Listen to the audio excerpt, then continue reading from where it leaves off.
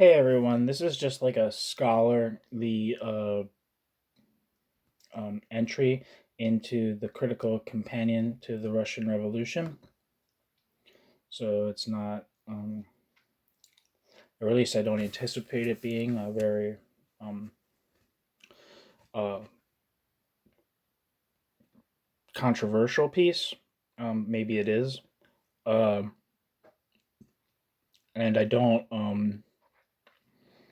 know what the personal politics of the author are. This is just a introduction to the period in the Soviet period of war communism, and it's by Silvana Malle.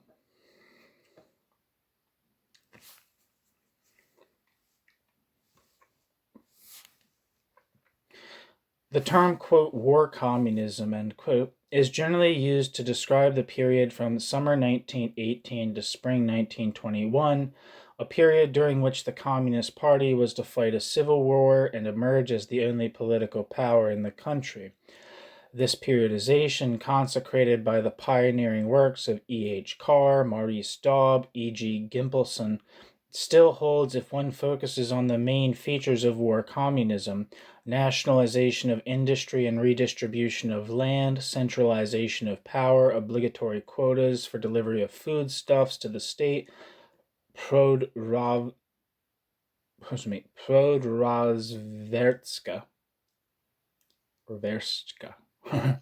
and the naturalization of the economy. If, however, the focus falls on the origin of the new system, on values and projects, policy making and deeds, this periodization is unsatisfactory and misleading. It is unsatisfactory because it does not identify the endogenous causes of the transformation, and misleading because the Civil War inevitably becomes an exogenous and determining factor in institutional developments. Understanding the origins of war communism helps one to understand its legacy, the development and the collapse of the Soviet system. The origins of war communism must be looked for, first of all, in the projects and aims of its protagonists. Ideology. The ideological framework is important. This was indeed, quote, communism, end quote, theorized by many influential Bolsheviks before and immediately after the seizure of power, and perceived as such by close observers. Military emergency may have been the necessary condition for war communism, but military emergency was an insufficient condition. The distinguishing feature of communism as an alternative to the market and individualism was that production should be separated from distribution, quote, from each according to his ability to each according to his needs, end quote. This goal was shared by socialists in general. The Communist Manifesto had seen the abolition of private property and banking and the means of production as a prerequisite for socialism. Marx never gave more than a sketch of the system which would replace capitalism, suggesting a state framework for decisions on capital depreciation, investment, and distribution out of the social consumption fund. Most Bolsheviks, like many European radical socialists, thought that by the turn of the century capitalism was ripe for collapse, that the World War was a sign of this collapse, and that socialism should indeed get ready to replace capitalism. Under the influence of Karl Kautsky, Lenin further stressed the need for state power in state and revolution, and can the Bolsheviks retain state power, and added his own contributions, the theory of the vanguard party and the use of violence against capitalist resistance. Workers' organizations under party leadership were expected to check the work of specialists whose support for the revolution was not taken for granted, but whose necessity was by and large appreciated by the Bolsheviks. Lenin had in mind a kind of police state in which the party would mobilize workers and would, with these workers, use coercion when the continued existence of capitalist ideas made this necessary. In the words of Lenin's post-Soviet biographer, Dmitry Volkogonov, quote, Lenin reinforced his, quote, mainline, end quote, Marxism with everything that made that teaching uncompromising, harsh, and radical, end quote. Marx and Engels had dismissed as, quote, barrack room communism, end quote, models based on frugality and egalitarianism, sharing of canteens and dormitories, and rule by top committees, in which, quote, contempt for ordinary life acquires the highest meaning, end quote. For many Bolsheviks, however, including Lenin and Trotsky, communism was indeed, quote, war communism, end quote. As the contemporary Alexander Bogdanov presciently put it, that is, a combination of rule from above and strict obedience from below, distribution of goods through rationing and decisive opposition to any form of individual appropriation. This simulacrum of communism emerged during World War I. Lenin used the term ex post to distance himself from the experience. What Bogdanov clearly perceived was that the institutionalization of coercion was implicit in the Bolshevik, quote, approach to any task as a question of shock work rather than organization, end quote. Anti-market approach. Coercion indeed was embodied in any socialist ideal to the extent that distribution by the market was not accepted. This explains the initial support that the Bolsheviks found among socialists in Russia and abroad. The desire to control the market was widely shared in the socialist camp for quite a long time, although not everyone realized that compulsion cannot be avoided if incentives anchored in individual property rights are not replaceable in society as a whole by high individual moral standards and self-sacrifice. This is why many blamed individuals rather than ideals and methods for the use of coercion. The war communist experience of after October 1917 can be understood as an unsuccessful but continuous effort to control markets by decree, starting with the goods market and ending with labor, and to force society to accept increasing state control from distribution to production irrespective of performance. As government control over distribution increased, industrial supply shrank, the area under cultivation contracted, illegal markets mushroomed, and corruption became pervasive. This in turn prompted tighter control over the trade in and production of a wider range of goods and the expropriation of any possible surplus, particularly in foodstuffs. 6 major decisions marked the Bolshevik determination to fight the market. The order of the 17th of February 1918 issued by Trotsky to all local Soviets, railway committees, and patrols to fight, quote, Meshochnitchestvo, bagman trade, by means ranging from confiscation to execution on the spot, followed by the decree on railways of the 23rd of March 1918, quote, to curb the anarchy of the market and create a wide basis for its regulation by the state, end quote. The decree of 19th of January 1918 on mandatory membership of citizens in consumers' communes as the first step towards state-controlled distribution. The decree of the 2nd of April 1918, quote, on commodity exchange to strengthen food supply, end quote, giving the Food Commissariat, Narkomprod, monopoly rights over trade in a number of consumer goods used in exchange for food and placing these goods under the control of the rural poor in the localities. The decree of the 14th of May on food dictatorship authorizing the use of armed force in food collection.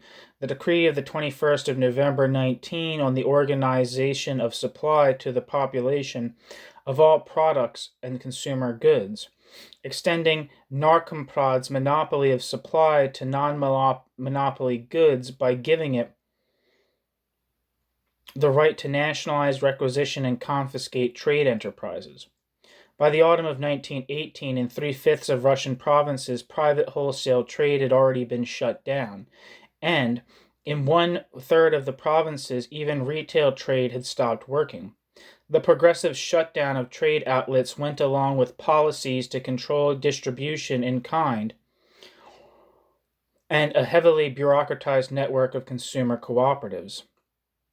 The main steps towards the naturalization of commodity exchange taken in 1918 prepared the ground for policies of armed food and fodder requisition in 1919 and 1920.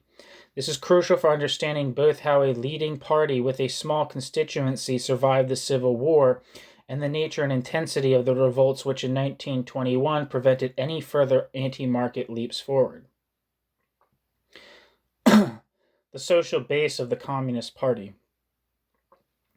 The Bolshevik Party was responsible for the most important decisions taken after the revolution, although its limited social base meant that it had initially to compromise with other parties such as the Left Socialist Revolutionaries, Left SRs, and the Mensheviks on several policy issues.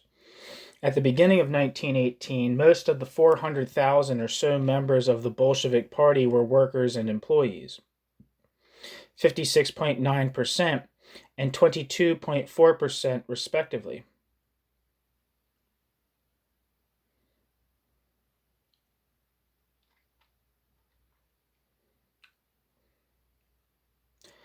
And employees with peasants accounting only for 14.5%. In September 1917, elections for 455 of Russia's 643 urban dumas. The Bolsheviks got 7% of the vote. At the Uzd level, they got 2.2%. The Socialist Bloc, Mensheviks and Socialist Revolutionaries, SRs, and the Constitutional Democrats fared much better.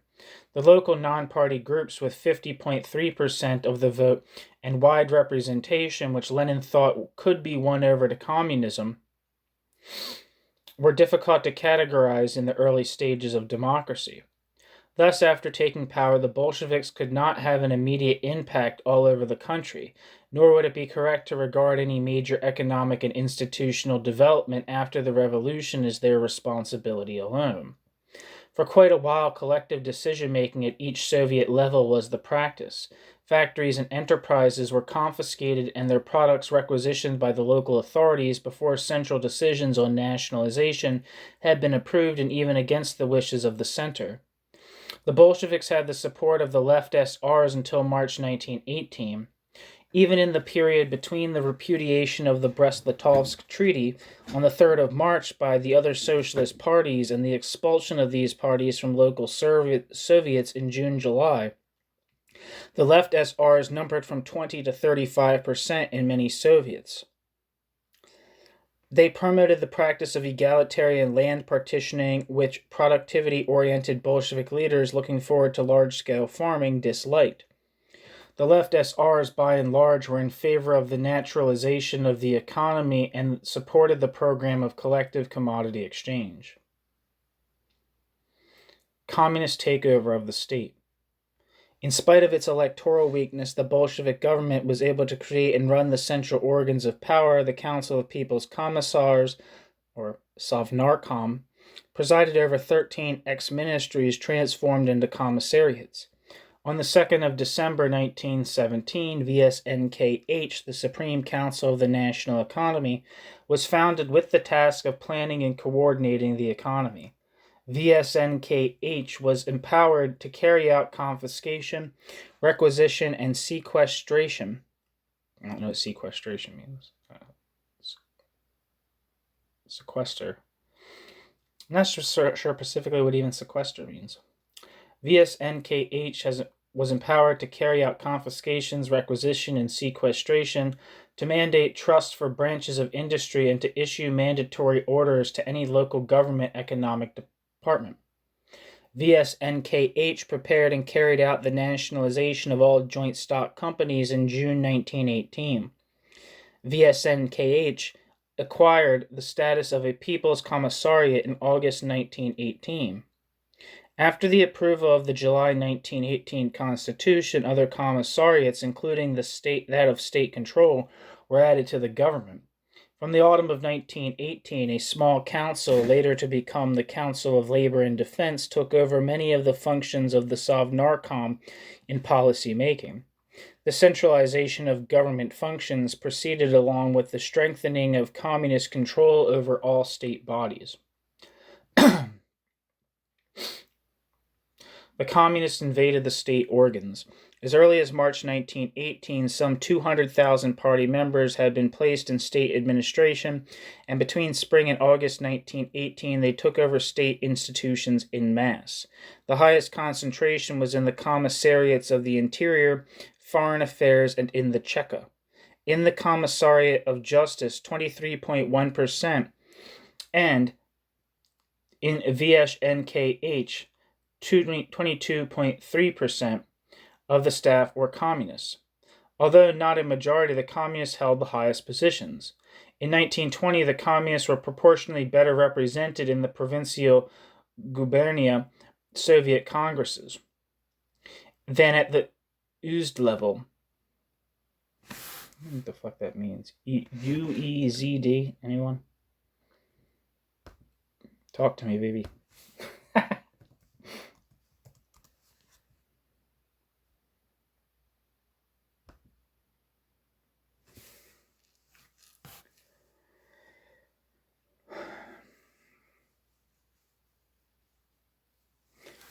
USD approximately corresponds to the English county, it says. I don't know.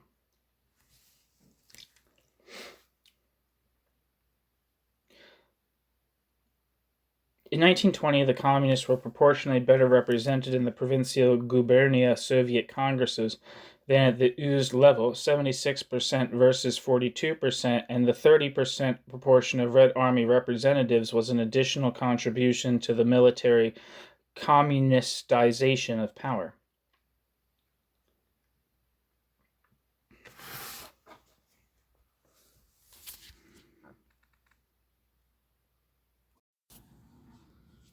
Industrial management. In the aftermath of the revolution, the Bolsheviks needed the factory committees in which they were better represented than in the trade unions. Workers' control bodies and congresses were institutionalized on the 14th of November and were granted the right to issue binding decisions on management. This was a contested decision imposed by Lenin, who weighed the advantage of having the longa manus of Bolshevik power in private industry against the disruption which these bodies could bring in production. Supported neither by the trade unions nor by the VSNKH technocrats, the factory committees had no major impact on economic developments, apart from scattered individual initiatives confiscating plants and requisitioning stocks in early 1918.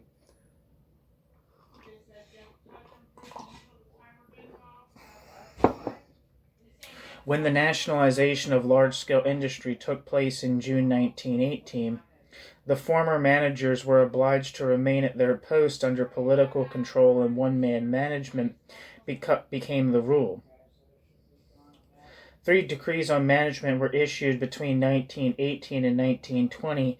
Workers' participation was reduced to ex-post supervision, undertaken by the trade unions, which by 1920 had become, quote, transmission belts, end quote, for political orders. The institution of political commissars in most factories helped the leadership to maintain its control over industry. The system proved to be more effective than collegial management. It outlasted war communism. Legacies, structures, and plans. Given the communist lack of skill and experience in economic matters, the organizational legacies of Tsarism and of the short-lived but active provisional government became important. VSNKH replaced the Chief Economic Committee created under Tsarism and took over the branch chief committees, Glavki, which the latter had coordinated and which controlled prices and distributed products for military orders. The Glavki became the backbone of the VSNKH's industrial organization, its production sections, and later its branch central offices. It was they who in practice collected and coordinated enterprises' estimates and decided on financing plant closures and the relocation of equipment. Thus the development of the industrial conglomerates created under Tsarism provided the structure and the departmental approach of the war communist system. The communist leaders also inherited the theoretical premises of a general plan for the economy and labor developed by imaginative economists one of the most radical of whom was V.G. Groman, who had chaired the food board of the Petrograd Soviet from March 1917. The plan assumed that by fixing state monopoly prices for industry and agriculture, it would be possible to work out non-market state commodity price ratios and extract the agricultural surplus at below market prices. Consumption norms of peasant farms were worked out on the basis of local budget surveys, after which the agricultural surplus was calculated on the basis of the cultivated area. This plan, worked out in 1917, provided the economic principles for the communist policy of collective commodity exchange and food collection, an experiment which was tried in March 1918. The policy ended in failure, not only because the price ratio was totally out of touch with reality, but also because the Bolsheviks imposed collective exchange, meaning that the local community had joint responsibility for delivery of grain stocks, but industrial goods were to be delivered under the control of the rural poor in proportion to the population, rather than in proportion to each farm's contribution. The macroeconomic plan of exchange and distribution, on which highly qualified economists continued to work during war communism, was also the basis for the single economic plan in 1921. By mid-1918, the communists were already in control of existing consumer cooperatives, former Menshevik strongholds, which served 3/4 of the population. By the end of 1919, a central section of general distribution presided over what was in principle a nationwide network of state-controlled cooperatives. The section's local bodies estimated local demand, taking into account population and industry, informed the center and redistributed shipments of goods and products. The main organ in charge was Narkomprod. For the purpose of distribution, the population was divided into 6 class-based categories with different ration entitlements. The distribution plan for 1920 to 21 embraced 37,520,300 people, of whom about 8.4 million were industrial workers and their families. In parallel with plans of distribution, plans of utilization were devised. In spring 1919, a commission for utilization, created at FSNKH in November 1918, started working on material estimates of stocks of products and current output. In 1920, the plans of utilization apportioned the output of some 325 products among the population and industry in terms of physical units. These plans also included reserves in set factory, wholesale and retail prices. Industrial demand was computed taking into account effective utilization of capacity and technical coefficients of production. For consumer goods, tables of equivalence were used in order to allow for some flexibility in payment in kind. These plans were far from realistic, and the percentage of fulfillment did not suggest that industry was working in conformity with them. However, work done in this field was carried out with determination and in the belief that once the war was over, the economy, including agricultural output, could be planned from above. In December 1920, a law was approved to form sowing committees with the purpose of replacing farmers' decisions by central mandatory commands with targets down to the district level. This was to be achieved by redistributing means and materials of production among individual units. At the same time, the Commissariat of Finance and the Sovnarkom approved a decision to work out a new accounting unit based on labor as a measure of value, on which work was done in the first part of 1921. In the increasingly uncompromising political mood of 1920, the victorious communist government was seriously considering implementing a single plan of production and distribution, but peasant revolts and workers' unrest, culminating in the sailors' mutiny in Kronstadt, halted the leap forward to full-scale communism. The revolts could no longer be blamed on opposition sabotage. Many communists understood that a single plan could not be realized without further compulsion. For those most determined to go ahead, the further step that was needed was the collectivization of land, an idea which the Bolsheviks had never discarded. Coercion. N.D. Kondratiev, who worked in the team of economic advisors to the provisional government, stressed that the communists did not change the food procurement plans prepared under the provisional government. They only introduced qualitatively new elements justified by class struggle, coercion, which neither the Mensheviks nor the left SRs were ready to approve. The use of force against the propertied class, marked by the decrees of December 1917 on the nationalization of banks and the abolition of payment of dividends, could be interpreted as a component of the revolution, the dispossession of one class by another. Coercion in food procurement, on the other hand, which was proclaimed in May 1918 with the decree on the food procurement dictatorship, must be understood as an organizational means which characterized both the approach to and the methods of tackling economic problems under war communism. This would be a lasting legacy for the Soviet system. The decision to centralize the supply of foodstuffs to the urban population in the hands of Narkomprod and to keep monopoly purchase prices fixed at the August 1917 level, in spite of rampant inflation, the market price was about 8 to 10 times the fixed price, was adopted even though many Bolsheviks knew that a price increase would help procurement. The decision was in fact overruled by some local Soviets, which lifted the ceiling on purchasing prices. As long as private channels remained open, people found ways to augment their meager rations.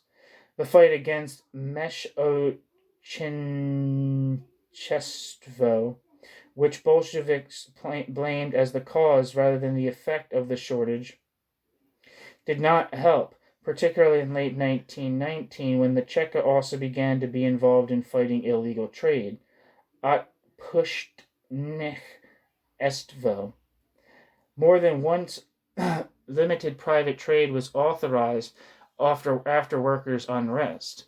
It was only in the winter of 1920-21, in order to prepare a consumption fund large enough to implement the single economic plan, that the right to purchase in the private market was restricted to Soviet institutions and cooperatives working for Narkomprod. After Sovnarkom's decision to prohibit the utilization of agents and intermediaries in state supply and the closure of the famous Sukharevka market in Moscow, famine spread across the country. In food procurement, the Bolsheviks used the rural poor against the rest of the peasantry. In one sense, the creation of committees of the rural poor, kombedi, in early June 1918 aided the Bolsheviks, since they provided local organizations which could be made responsible for uncovering food, and with the help of Red Guards, armed food detachments, and military units of the Cheka for extracting it from the villages. But the, quote, rural poor, end quote, were often not even local inhabitants. The attempt to use them actually reinforced the social cohesiveness of the peasantry as a whole, and after securing a parcel of land, the rural poor themselves shared the same interest as the other peasants. The authorities faced severe resistance both before and after the institutionalization of the kombedi, and even after the kombedi had been abolished and an amnesty had been granted in 1919 to the middle peasants who had taken part in protests, the revolts did not stop. In the areas under counter-revolutionary government, the peasants also revolted against the authorities. The question of where the peasants stood during the Civil War has been long debated. The correct answer is probably that what the peasants actually wanted was to be let alone. This mood got bolder after the end of the Civil War.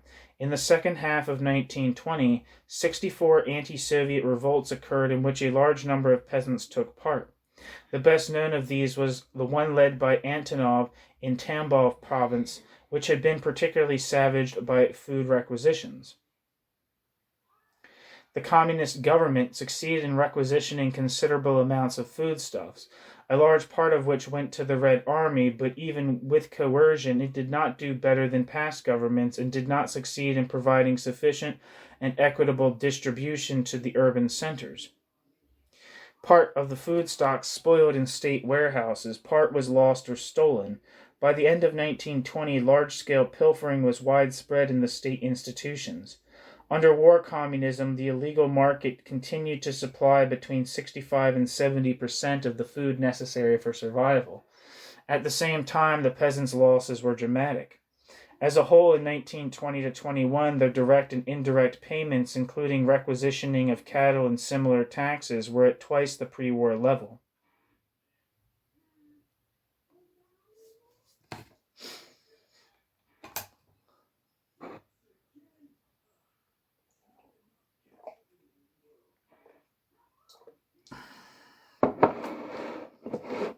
Economic organization.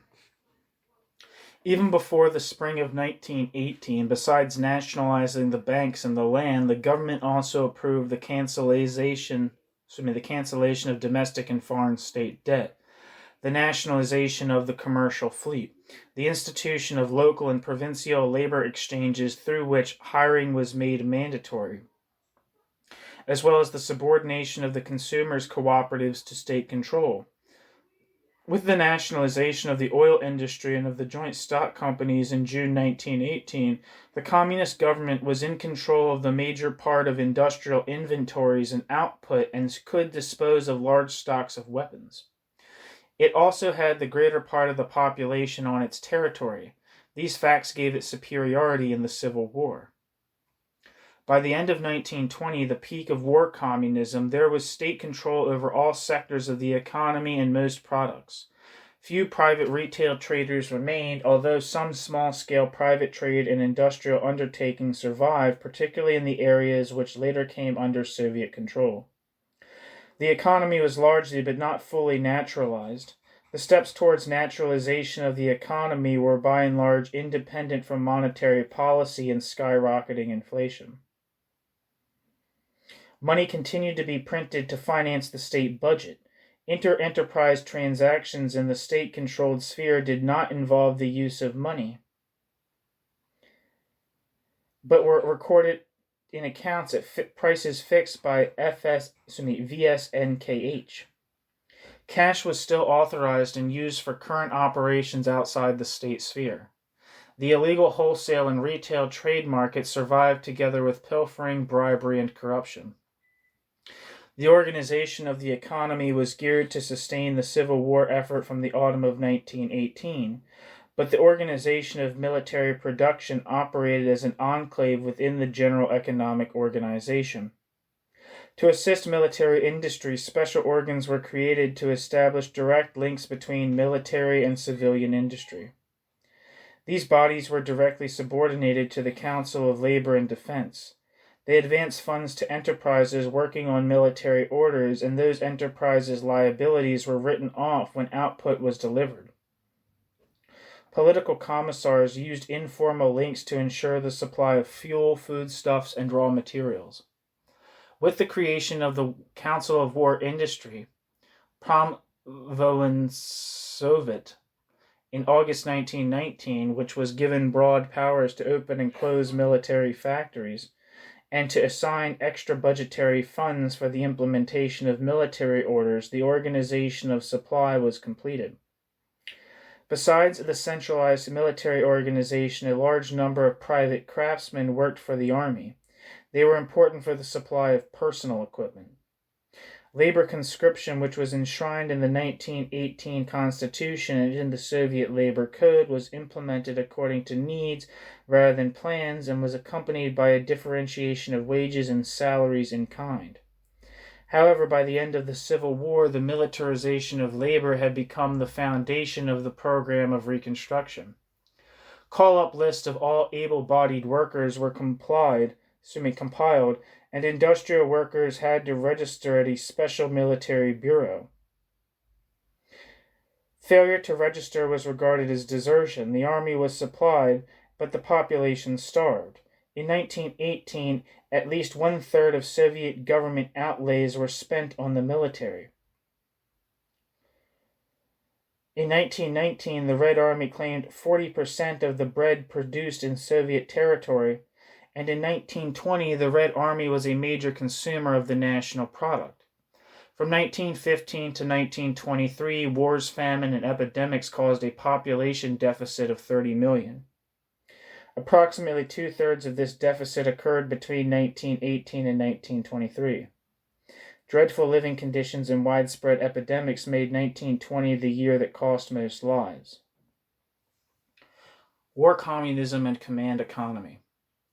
It has often been argued that if the Civil War had not interfered with the process of building communist institutions, the new economic policy, which was approved by the 10th Congress of the party in March 1921 and marked the end of war communism, would have been applied from 1918. Lenin's writings in April of that year concerning the need for bourgeois specialists for productivity increases and for Taylorism, and the party debate on those issues, it has been argued, could have been a turning point in the approach to the construction of socialism. But the same writings show that Lenin himself had no clear ideas on how to provide incentives to produce, and compulsion was never ruled out. When Lenin was at the head at the Vesenkha and the issue of increasing productivity was raised, Lenin argued that labor conscription, to which workers were already de facto subject, could only be extended to the bourgeoisie. To increase labor discipline among workers, he stressed, would require special inspectors selected from the ranks of the trade unions and the enforcement of criminal punishment. The stages in the development of the communist organization of the economy were marked by both ideological preconceptions and expediency. The means used to transform the market system were coercion against enemies and potential opponents, and mobilization within the party ranks. Command replaced incentives, and state bureaucracy replaced owners and specialists. Coercion and mobilization could not be effective without a high degree of political centralization.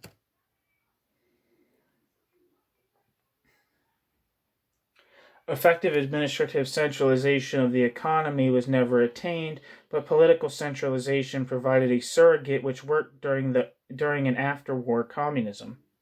The foundations of the command economy were laid down in the first years of Soviet power, as were the means for its survival. The use of specialists in government and industry and of czarist officers in the army was crucial for ensuring the level of performance required to survive and win the Civil War. In both civilian and military institutions, a passive acceptance of hardship and terror, the logic of collective action, was ensured by vigilant party members and political commissars.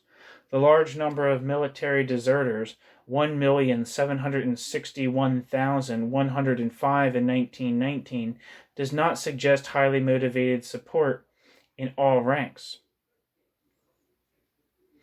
The most comprehensive Western account of the Civil War, that of Richard Pipes. Those who don't know, Richard Pipes, to my understanding, is kind of like the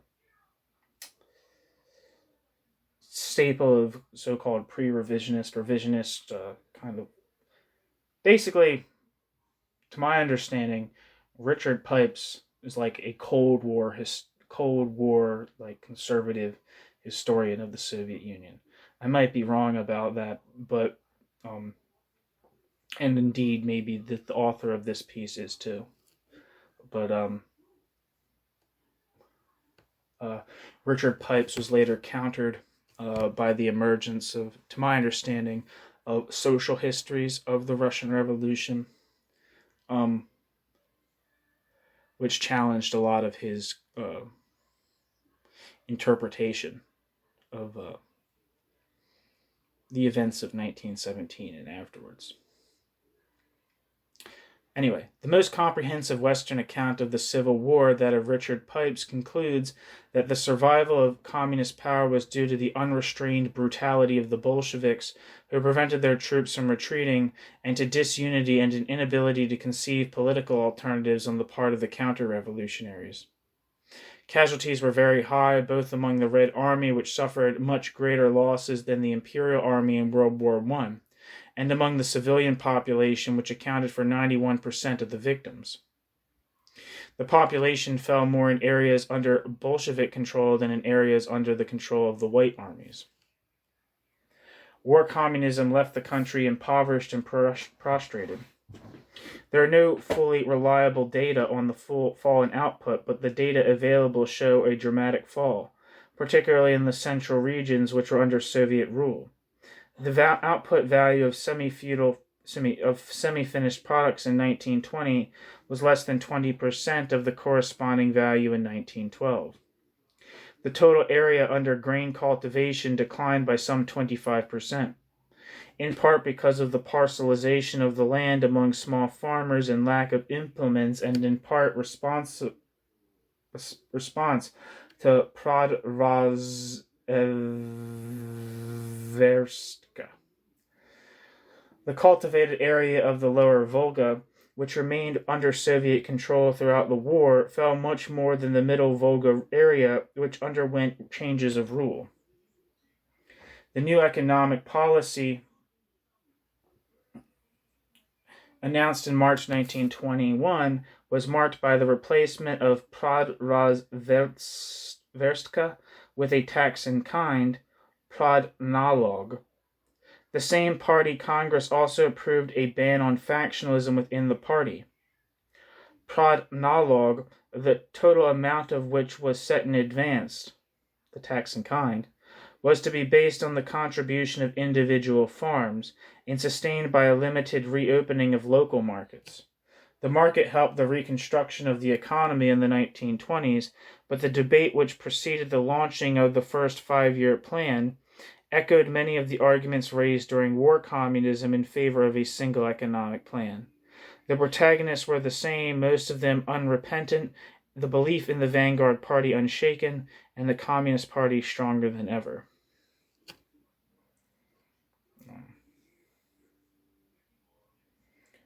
Thanks for listening.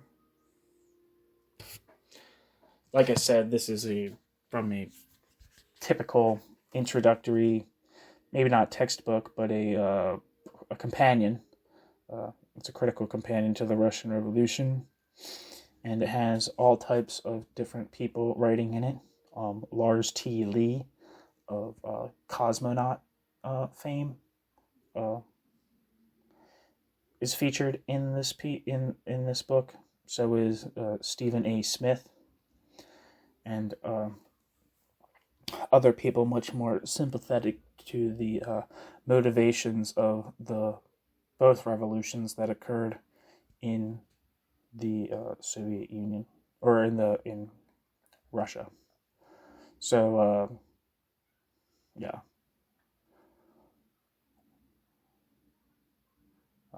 So yeah, if it seems kind of conservative in some capacity, which it probably is,